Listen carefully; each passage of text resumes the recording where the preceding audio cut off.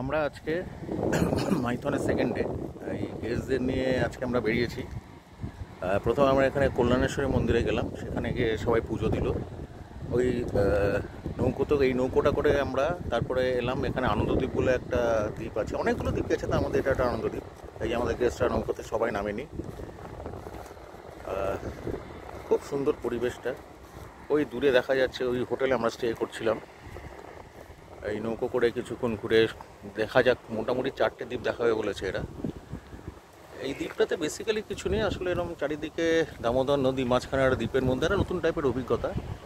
আর এখানে বলে শীতকালে জানুয়ারি মাসে বা ডিসেম্বর জানুয়ারিতে খুব সুন্দর পিকনিক স্পট এটা।